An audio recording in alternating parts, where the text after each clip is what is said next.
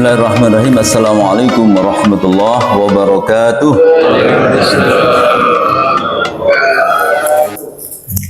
Alhamdulillahirabbil alamin wal aqibatu lil muttaqin wala udwana illa 'alal zalimin. Asyhadu an la ilaha illallah al malikul haqqul mubin. Muhammadur Rasulullah shadiqul wa'dil amin. La haula wala quwata illa billahil aliyil azim. Amma ba'du. Tabi'un. Kita bersyukur kepada Allah, alhamdulillah di subuh ini Allah SWT hadirkan kita di masjid yang kita cintai dalam keadaan sehat walafiat. Walaupun ada yang flu pilek, anggap aja itu sehat, masih bisa ke masjid. Karena itulah kira-kira kalau udah masih ketemu di masjid, alhamdulillah. Daripada ketemu di rumah sakit, nah kita sudah alhamdulillah ketemu di masjid. Mudah-mudahan Allah ridha kepada kita dan kita mulai hari ini dengan salat berjamaah dan dengan taklim. Mudah-mudahan Allah SWT ridho kepada kita. Amin ya rabbal alamin. Salawat dan salam kita sanjungkan kepada Rasulullah Muhammad sallallahu alaihi wasallam. Allahumma shalli ala Muhammad wa ala alihi wa sahbihi wa barik ajmain. Amma ba'd. Para jamaah rahimakumullah, kalau ada yang mengeluh capek gitu Pak Haji ya. Aduh capek gitu. Itu ternyata ada capek yang disukai oleh Allah SWT. Nah, mudah-mudahan nanti kalau kita masa capeknya itu termasuk yang ada di sini. Ya, ada 8 jenis lelah yang disukai oleh Allah, yang sering diistilahkan lelah menjadi lillah.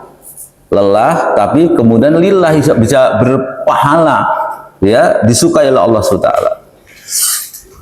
Yang pertama, para jamaah rahmatullah, apa lelah yang disukai oleh Allah SWT adalah tolabul halal, mencari rizki yang halal. Masya Allah, berjuta-juta macam yang dikerjakan oleh orang ini di dunia. Masya Allah, kalau kita ini semakin ke kota semakin, ya Allah, ada ya profesi ya seperti itu, ada yang ini macam-macam begitu ya.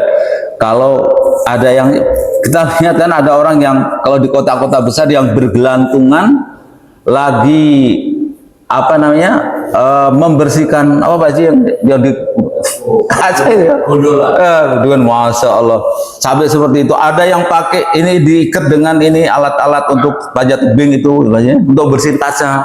Masya Allah, sampai seperti itu. Itu kalau itu dalam rangka mencari yang halal, Masya Allah, itu disukai oleh Allah SWT. Disukai oleh Allah SWT. Makanya lelahnya orang-orang yang mencari rizki yang halal itu, Masya Allah. Bapak petani yang di sawah, ya, yang di ladang, Masya Allah. Iya, woi. Mandi keringat. Tapi malah pada sehat-sehat ya Pak Joni ya. Malah pada sehat-sehat. Apalagi yang di kampung saya Pak Jibir itu kan di Jepara sana itu ini di dekat pantai. Jadi kawan-kawan saya yang lebih dekat ke pantai, kalau saya kan sekitar 8 kilo ke pantai. Kalau kawan-kawan orang-orang pantai itu kan pada punya perahu. Jadi mereka yang malam ini mencari ikan, paginya itu dayung ini pakai. Wah itu, Masya Allah katanya. Jadi pas memang menghadap ke timur, ke matahari. Kata dulu Mas Joko yang wih dek katanya, kalau pulang saya itu tuh dayung ini menghadap ke timur, pas ini keringatan, air hangat, wih sehat ya luar biasa, udaranya sangat sih, wih itu masalah tolabul halal. Ya, ada yang mencari yang halal dengan berbagai macam cara yang Masya Allah. Makanya kalau kita mencari apa nih, kalau kita lihat dia sekarang di YouTube banyak yang sampai ada kita ini, kita pada tidur, orang keluar mencari rezeki Pak. Ayo apa coba, kita udah pada siap-siap buat tidur, dia keluar untuk mulai mencari rezeki. Dagang apa Pak Joni? Mie tek-tek coba, tek-tek, kita udah mau tidur, dia keluar ya. Jadi dia yakin bahwa Allah Ar-Razzaq, Allah yang Maha Pemberi rezeki itu tidak tidur. Maka dia tetap aja keluar untuk mencari yang halal, tolabul halal. Masya Allah, maka tolabul halal ini sangat luar biasa ya. Nah kemudian hadis-hadis yang menjelaskan tentang mencari yang halal itu adalah yang pertama adalah tolabul kasabil halal faridatun ba'dal faridah. Ini dalilnya. Mencari yang halal itu kewajiban setelah kewajiban. Maksudnya gimana kok kewajiban setelah kewajiban itu? Maksudnya adalah kita menunaikan kewajiban yang pertama, sholat, puasa, zakat, dan lainnya itu, maka bekerja mencari nafkah itu juga termasuk kewajiban itu. Nah, kalau kita melaksanakan sholat, zakat, puasa, dan sebagainya, itu wajib, maka tolabul halal itu juga kewajiban yang seperti itu. Masya Allah. Jadi ini sangat luar biasa. Maka sering saya ungkapkan di sini, kalau dulu ada majelis Rasulullah sedang majelis ilmu, ternyata ada seorang pemuda yang lewat dengan membawa alat kerja, salah seorang sahabat nyeletuk, celaka anak muda itu. Ada majelis ilmu Rasul kok dia lewat aja, nggak mampir. Itu ditegur oleh Rasulullah. Kira-kira begini ya sahabatku, sesungguhnya tolabul halal tidak ada bagian dari kewajiban. Jadi kalau dia bekerja yang halal, mencari yang halal, masya Allah. Atau yang naikin dodos, naikin apa Pak Ji? Sawit itu, segede-gede itu, masya Allah. Kita yang badawan belum tentu kuat itu, tapi mereka masya Allah. Yang kedua, innallaha thayyibun la yaqbalu illa thayyiban. Allah itu maha baik dan tidak menerima kecuali yang baik dan halal. Makanya masya Allah, kalau kita lihat ada para pedagang yang ini mampir memasukkan ke kota infak di masjid sengaja. Jadi bukan untuk mampir kencing atau mampir, tapi mampir untuk masuk ke kota infak. Masya Allah, itu orang sampai seperti itu ya. Dia susah payah mencari yang halal, tapi tetap juga tidak lupa untuk berbagi dan berinfak di jalan Allah. Yang ketiga, perintah ikhtiar dengan cara yang baik. Ayuhan nasu taqullah wa ajmilu fit talabil. Wahai manusia, bertakwalah kepada Allah dan carilah rezeki dengan cara yang baik. Ya. Boleh buka tambal ban, tapi jangan nebar paku. Nebar paku. Kadang-kadang yang nebar paku ini belum tentu rezekinya disediakan kan. Belum bisa jadi, maka rezeki itu Allah yang atur kok. Ya nggak boleh kita merencanakan sampai seperti itu. Ya jadi orang-orang yang mencari yang halal itu, masya Allah.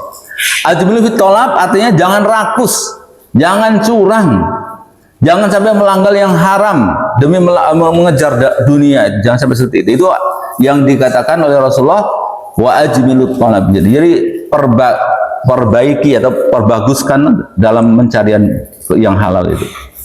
Berjamaah, intinya wajib mencari nafkah yang halal itu bukan pilihan tapi bagian dari ibadah.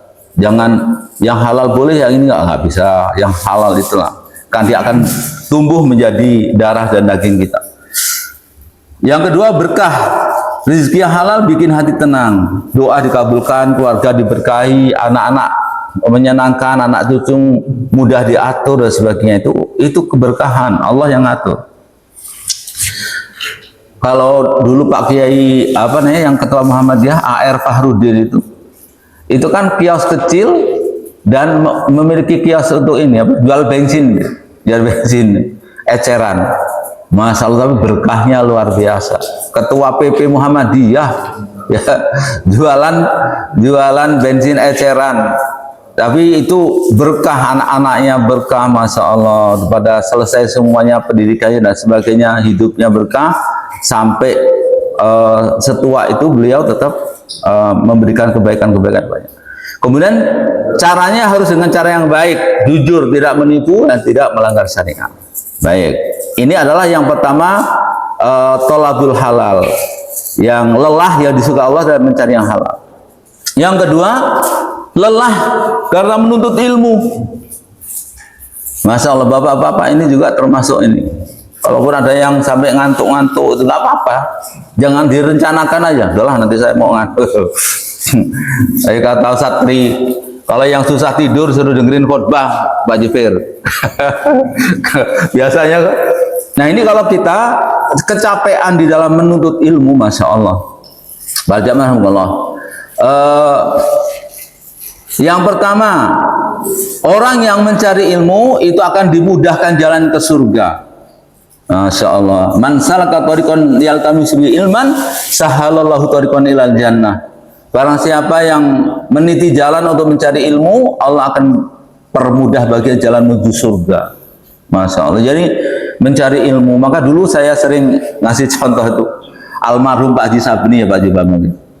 Itu kalau ada taklim di mana-mana ada, terus ketemu di ini ada, di Kelapa Tujuh ada, di Masjid Jami ketemu di, ya Allah rajinnya beliau ini ada taklim ada terus dalam kebaikan. Itu almarhum beliau itu rajin untuk ini, bawa catatan ini dan sebagainya. Oh, itu sangat luar biasa. Nah ini kalau kita capek bersama yang dirahmati Allah kalau menuntut ilmu apa-apa. Kita sampai diprotes kan, malaikat ada protes. Oh kalau kata Allah kan langsung semua yang berkumpul telah berkumpul satu kaum di salah satu rumah Allah. Mereka membaca Alkitabullah saling mengajarkannya, melainkan akan turun kepada ketenangan, sakinah. Kemudian hafatul rahmat diliputi rahmat. Kemudian dikelilingi para malaikat dan Allah menyebut-nyebutnya di hadapan makhluk yang di sini yang banyak itu dibanggakan oleh Allah SWT. Kalau ada yang protes malaikat, itu ada yang nggak niat untuk taklim itu ya Allah gitu. Emang kenapa? Dia tuh mencari Pak Haji Bambang, tapi kan Pak Haji Bambang lagi taklim, akhirnya dia tidur-tiduran di situ nunggu. Nggak apa, gitu. Dikasih semua. Jadi orang yang walaupun nggak niat sampai seperti itu pun tetap mendapatkan rahmat, mendapatkan diliputi oleh keberkahan dan juga diliputi oleh para malaikat dan didoakan oleh para malaikat dan juga dibanggakan oleh Allah SWT. Sampai seperti itu, apalagi yang berniat. Ya Allah, saya berniat untuk mencari ilmu, maka itu insya Allah sangat luar biasa. Ya. Kemudian berikutnya, Nabi SAW bersabda, wahai Ibnu Mas'ud, duduklah sebentar di majelis ilmu. Kamu tidak memegang pena dan tidak menulis huruf apapun, itu lebih baik bagimu daripada memerdekakan 1000 budak. Dan pandanganmu ke wajah seorang alim itu lebih disukai bagimu daripada 1000 kuda yang kau sedekahkan di jalan Allah. Sampai seperti itu. Maka ini yang sering dibahas oleh Gus Baha itu. Ya kalau orang kan memandang orang yang seperti para ulama mereka itu mendapatkan keberkahan, kebaikan. Nah kami ini katanya yang para kiai ini nggak boleh, karena yang mandang tuh walaupun perempuan kan nggak apa-apa yang kalau mandang kiai, mandang ini. Tapi kita kiai yang mandang perempuannya bermasalah tadi. Ya kan? Masya Allah. Makanya daripada bukan ini ya, bukan berarti nggak mau jadi imam. Dari antara imam dan muadzin itu hadisnya jelas muadzin pahalanya paling banyak itu. Ya. Walaupun sunnah yang Rasulullah nggak pernah melaksanakan Pak Jifir. Jadi salah satu sunnah yang Rasulullah nggak pernah sekalipun melaksanakan yaitu azan. Kalau Rasulullah yang memandangkan azan wajib ini ya, karena yang mewakil Rasul. Maka kita yang memandangkan itu Bilal, para sahabat yang lain. Itu sampai seperti itu. Ada juga yang dilakukan oleh Rasul, kita nggak boleh melakukan. Apa? Nikah lebih dari 4, itu kita nggak bisa, ya. Apalagi yang banyak rombongan janda segitu banyak ya, Ummu Salamah, Ummu Habibah, para rombongan janda-janda yang itu kan untuk ini, untuk apa namanya, dalam rangka ini, yang kemudian yang dari ini anaknya ini Juwariyah ya, yang sampai pernikahan dikatakan tidak ada pernikahan yang seberkah dengan Sayyidah Juwariyah, karena dengan pernikahan itu semua tawanan-tawanan kaum muslimin dilepaskan oleh ayahnya, karena ayahnya tokoh Yahudi.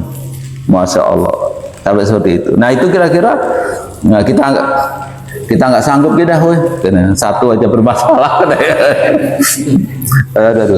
Kemudian ya, nah kalau kita capek atau menuntut ilmu itu kira-kira mendapatkan kelebihan yang melebihi dari itu, masya Allah, yang memerdekakan 1000 budak, masa bagaimana? Nah, pertama yang dimati Allah.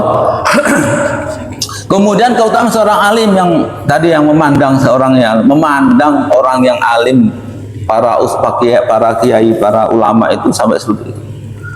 Maka kita dulu itu kalau saya kan sekolahnya di Kudus. Kalau hari Jumat itu kami sekolah di negeri itu masih masuk Pak Joni. Jadi kalah dengan teman-teman yang di Al-Qudsiyah, yang pondok-pondok itu mereka memang libur. Jadi tempat itu kan rebutan kalau di sana tuh. Belum seperti di sini Pak. Di sana rebutan. Jadi kalau yang dekat pengimaman belah kanan, nah itu tempatnya para belah kanan, lebih kanan lagi itu tempatnya para hufadzul Quran, biasanya pada di situ pada menghafal Quran. Nah belah sini di luarnya dikit itu para kiai-kiai besar seperti zaman saya di sana masih ada Mbah Kiai Arwandi itu masih ada. Yang untuk kelas nasional, untuk kiai tentang tahfiz Quran gitu. Dari seluruh Indonesia. Saya lihat ada yang teman-teman dari Kalimantan pada menghafal di situ. Nah kita dulu yang orang kampungnya sendiri pada nggak ngapal loh. Udah tua begini pengen ngapal. Aduh, akhirnya ya mereka udah pada jadi hafiz Quran, nah kita baru mulai karena belum nyambung tuh. Kenapa mereka sampai dari seluruh pelosok pada datang ke tempat Bayi Arwani, kita malah biasa-biasa aja. Nah itu rebutan. Itu juga begitu, kawan-kawan tuh masih pada ini. Tadi saya alhamdulillah bisa salaman dengan Mbah Ya Arwani itu, dan kira-kira bersalaman, memandang, itu juga keutamaan. Nah kalau kita capek dalam menuntut ilmu pada insya Allah, itu insya Allah itu capek yang disukai oleh Allah Taala. Nah ini beberapa hal, udah 2 ini, masih berapa? Masih 6. Aha. Yang ketiga, lelah beribadah. Ada yang sampai kecapean beribadah. Kalau Rasulullah, kata Aisyah, malam itu aku tidur bersama Rasulullah, kulit kami bersentuhan dengan Rasulullah. Saya sangat senang sekali. Tidak lama Rasulullah mengatakan, wahai Aisyah, boleh nggak aku sholat? Kata. Ya silakan ya Rasulullah, nggak boleh, silakan Rasulullah. Rasulullah ambil air wudhu, Rasulullah langsung sholat. Aku tidur, kata Aisyah. Aku terbangun, Rasulullah masih sholat. Saya tidur lagi. Saya terbangun. Kalau diri kan belum ada jam kayak kita ini Pak ya. Pokoknya sampai 3 kali terbangun itu Rasulullah masih sholat sampai menjelang Bilal mengumandangkan azan subuh. Ya Allah. Makanya sampai dikatakan, ya Rasulullah, engkau kan mendapatkan jaminan diampuni oleh Allah SWT. Mengapa ibadah sampai gitu amat gitu? Kalau kata Rasulullah, afalan akuna abdan syakura, masa aku nggak boleh jadi orang bersyukur, ya Isa? Jadi beda kita beribadah karena bersyukur kepada Allah tuh bisa berkualitas lebih. Jadi karena kita terima kasih kepada Allah, ya Allah saya sehat, terima kasih ya Allah saya masih bisa ke masjid. Waktu kita sholat itu mengungkapkan itu dengan bentuk sholat itu beda Pak. Itulah Rasulullah. Afalan akuna abdan syakur, masa aku nggak boleh jadi hamba yang bersyukur, mensyukuri itu dengan sholat, masya Allah. Bisa sepanjang malam begitu. Kita agak panjang, lam yakunil ladzina aduh, pati terjang ayat ini kita, hoi kata ya, lam yakunil lagi katanya, itu. Karena itu ini, tapi ada yang sampai sedih. Sayyidina Utsman bin Affan sholat witir tunggal 1 rakaat tapi hatam Quran. Ya Allah, hatam Quran. Maka beliau mengatakan hati yang bersih tidak pernah kenyang membaca Al-Quran. Wajar kalau beliau waktu menjelang wafatnya para zaman Rasulullah itu sudah dikepung oleh orang-orang Khawarij itu ya. Itu pengawalnya sudah ngasih tahu, wahai khalifah, apa kita mau diselamatkan ke pintu rahasia, kita lewat pintu rahasia. Bupati aja kan gitu Pak. Yang ngadep siapa di kelas? Ay kata ini udah tinggal pergi lewat pintu belakang. Oh kelihatan dari dulu kelihatan. Oh yang mau ngadep ini mau ini. Kalau sudah diterima yang sekian habis itu dia pergi. Tahu-tahu. Nah ini sudah ditawarin oleh pengawalnya. Wahai khalifah, ini orang-orang Khawarij sudah pada ngumpul ini apa kan? Kata beliau, nggak usah katanya. Karena tadi Rasulullah lewat jendela itu mengatakan, wahai Utsman, nanti kamu buka bareng saya. dia dalam keadaan puasa, sedang membaca Al-Quran dan dalam keadaan puasa, dikepung oleh orang-orang Khawarij.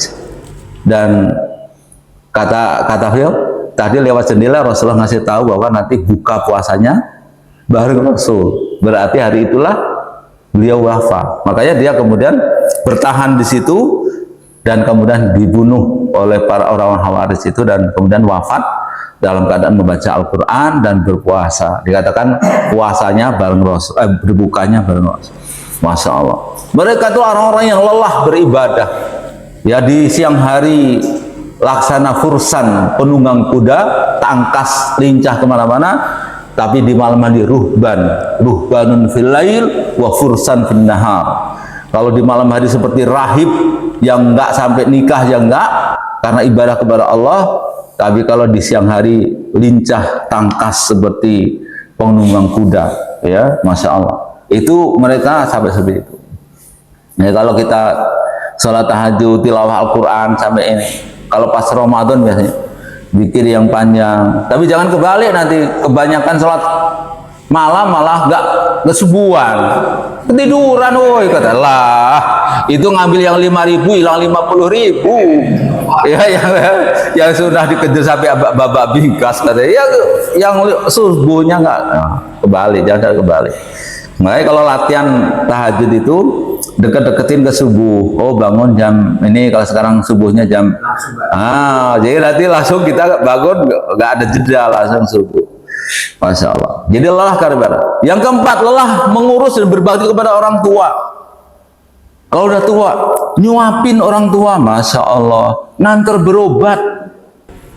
Yang sakit harus sabar, yang nganter juga harus sabar. Bukan hanya yang sakit aja, tapi yang nganter juga. Karena kadang-kadang, ya itulah. Nah, kita juga begitu, apalagi orang tua kita. Sabar dengerin cerita yang sama, berada 10 kali lebih diceritain, udah biar aja. Ay, mak ini itu terus, gak usah ngomong kayak gitu. Itulah orang tua. Woi, kamu dulu, kamu tahu dia cerita tentang dulu pamannya begini, udah ada 10 kali, nggak apa-apa, dengerin aja. Itu ya, kita dengerin, jadi pendengar yang baik itu sudah ini Pak Joni, udah nyenengin hati orang tua. Iya, akhirnya begitu aja. Oh, itulah orang tua, walaupun dengerin aja ya. Nah, itu lelah ngurus atau berbakti kepada orang tua. Ya, ini kita yang dulu pernah ada seorang ini, ya Ustadz tadi itu, ayahnya tuh dirawatnya. Kemudian ketika meninggal, sedih banget dia, kelihatan betul, kerasa kelihatan sedihnya. Dia katakan apa setelah pulang dari pemakaman itu? Katanya, sudah tidak ada lagi pintu surga di rumahku. Itu tidak ada lagi pintu surga di rumahku. Dikatakan bahwa ada ayahnya di situ merupakan pintu surga. Maka berjamaah ya rahmatullah, dulu sampai ada kakak adik yang bersengketa sampai ke pengadilan gara-gara ingin untuk merawat ibunya. Oh, saya bang, yang ini bang, kata adiknya. Saya lebih dekat ini bang. Nggak bisa, saya lebih tua. Kamu ini, itu rebutan untuk merawat ibunya. Bukan rebutan untuk ini. Rumah kamu aja ya, katanya. Ini rebutan, Masya Allah. Sampai seperti itu, ya, sampai diputuskan sampai seperti oleh hakim kira-kira karena dua-dua anak ini ingin berbakti kepada orang tua. Masya Allah, berkah sekali orang tua sampai memiliki anak seperti itu. Masya Allah. Ya, makanya ini orang tua ini, ya, lelah mengurus dan berbakti kepada orang tua. Ya memang, ya kalau sehari 2 hari, ya Pak, ini udah bertahun-tahun. Dia mengising di tempat itulah, katanya. Ya itulah kesabaran kita diuji loh. Nah, baik. Yang kelima, lelah mendidik dan mengurus anak. Ya, yang masih muda, yang masih punya bayi, kadang nenangin bayi, ngajarin sholat, ngingetin PR, ya. Nah, anak soleh ini lah berjamiah adalah yang akan menjadi amal jariyah. Ya, dia mengalir terus. Yang dulu pernah saya ceritakan, kalau khotib itu kan doa secara umum, Allahumma ghfir lil muslimin wal muslimat wal mu'minin wal mu'minat Itu wahai ya Allah ampunilah dosa-dosa orang yang beriman, laki-laki dan perempuan, yang Islam laki-laki dan perempuan, al ahya min wal amwat, yang masih hidup maupun yang sudah mati. Itu secara umum. Nah, ahli kubur pada zaman kalau itu dapat kiriman itu, tapi kecil-kecil makanan itu. Jadi orang pada ngambilin makanan kecil-kecil. Ada kakek-kakek itu yang aki-aki, nggak ikut dia kan. Kayak nggak ikut, enggak, kata saya udah dapat kiriman sendiri. Anaknya yang langsung kirim doa kepada orang tuanya. Allahumma ighfir li abi, disebutkan orang tua. Kalau saya tuh selain orang tua saya dan orang-orang ini, ada satu orang hamba Allah yang nggak saudara tapi saya sebut namanya Pak Jibu.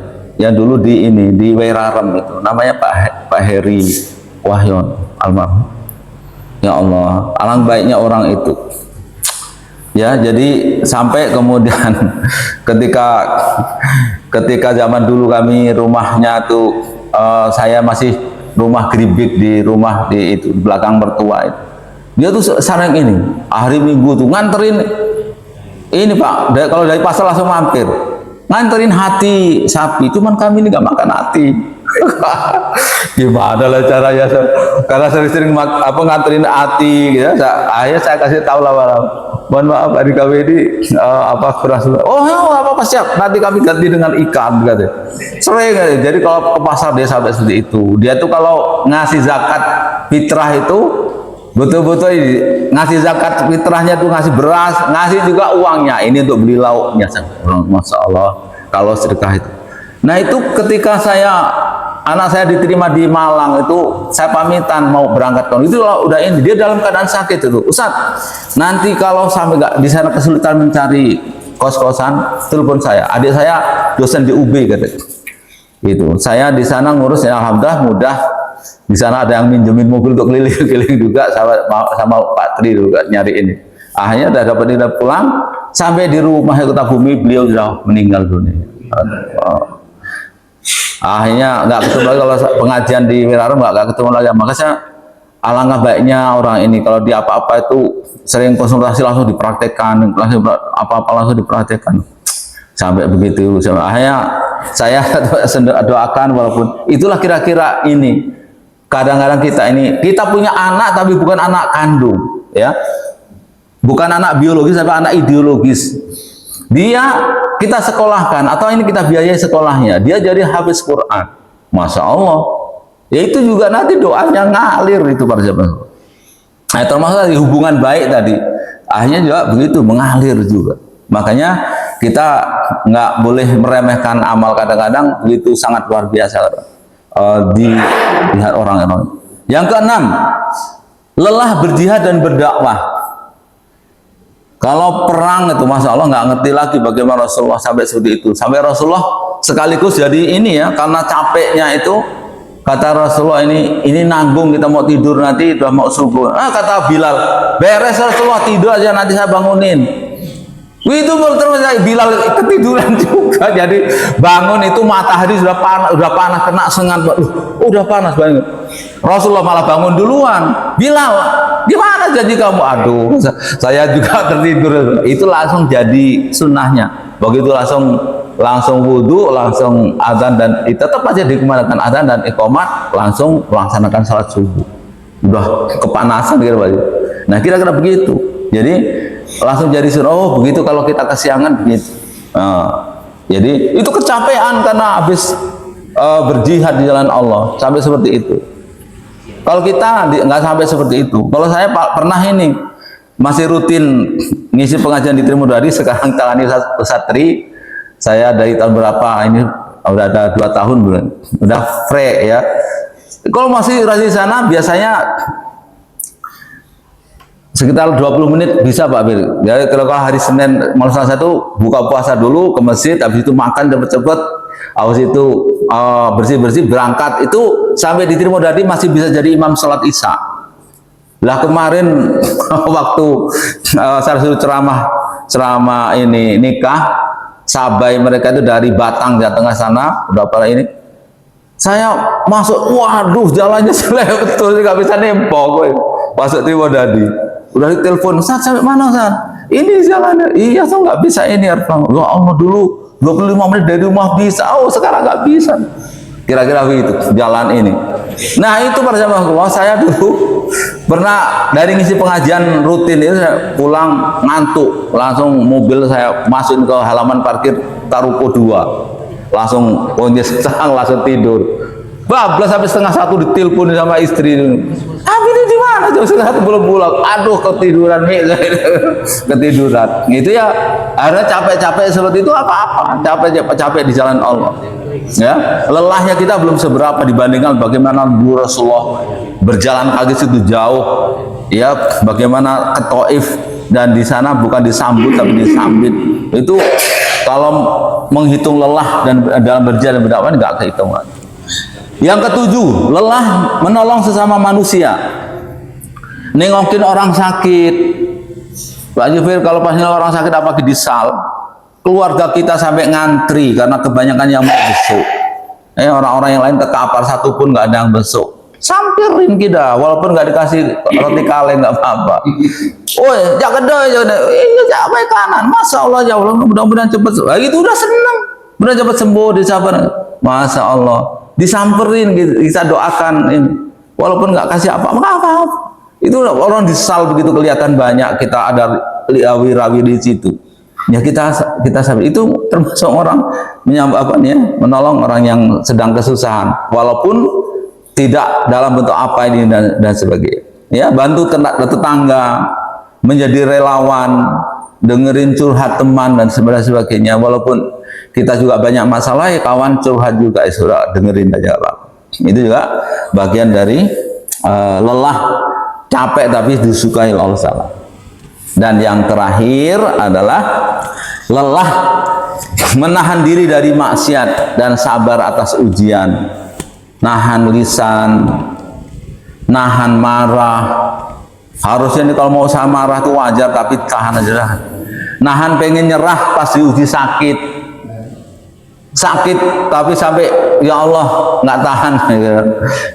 Kalau jangan seperti itu Pak Haji Indra, ya pokoknya tahan, masih ini alhamdulillah ya Allah, walaupun sakit sampai ini saya ridho ya Allah, walaupun sakit ini semua ada kebaikan, saya belum tahu hikmah di baliknya, kami ridho ya Allah. Nah, itu harus dilatih, kalau enggak kita nanti ngomel-ngomel ya.